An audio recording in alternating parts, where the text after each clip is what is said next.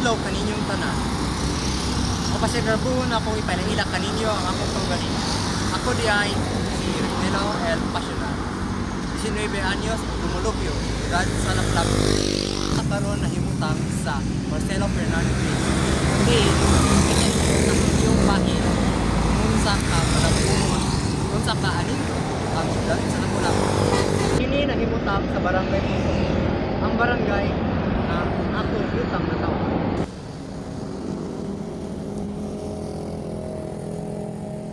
Sa pagdungaw lang nimo diring lapitan, makita nimo kung unsa ka progresibo ang Cebu, makita nimo kung kadaiyang infrastruktura o dagan sa ekonomiya.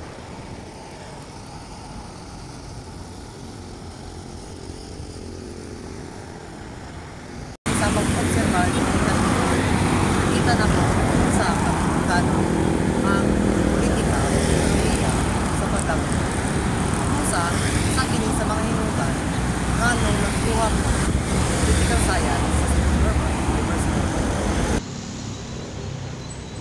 Sa pag-agi sa mga panahon, dungan sa paglambo sa ekonomiya sa mga syudad sa Cebu, nagkalambo sad ang teknolohiya, labi na sa sektor sa edukasyon. Isip sa kamangtungan sa kolehiyo, daghan gyud document sa kinahanglan i-print, mas isut pa gyud kung walay laptop para mag-print. Usahay maglinya pa kita sa mga computer shop para magpa-print.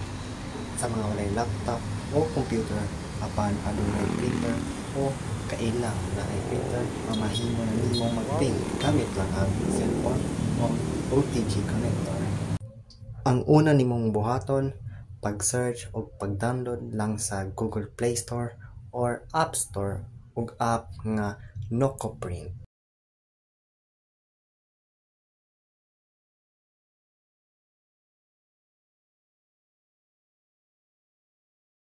Human sa pag-download, inig-open nimo sa NocoPrint na ay mogawas nga notifications nga aduna pa kini dugang nga updates.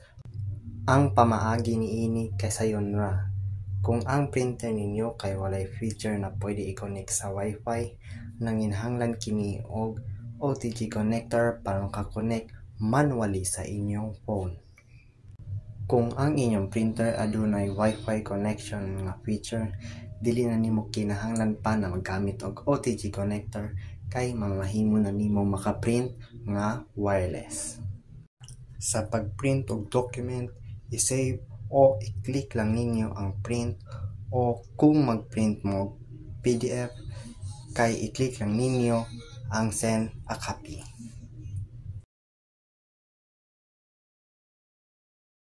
Human niana mogawas ang mga apps, i-select o i-click ang app nga NocoPrint.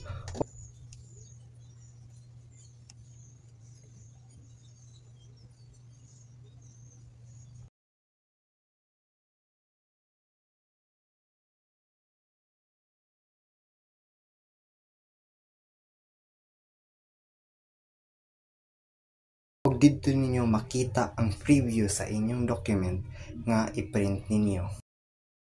Mag-loading ra kini para i-scan ang printer nga naka-connect sa device.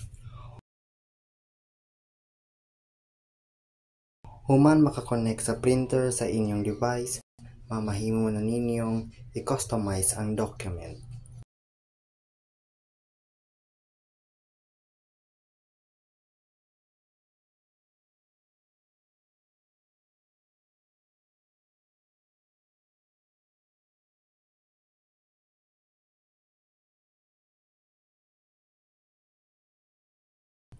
Human sa pag-customize, pwede na mo mag-click sa print.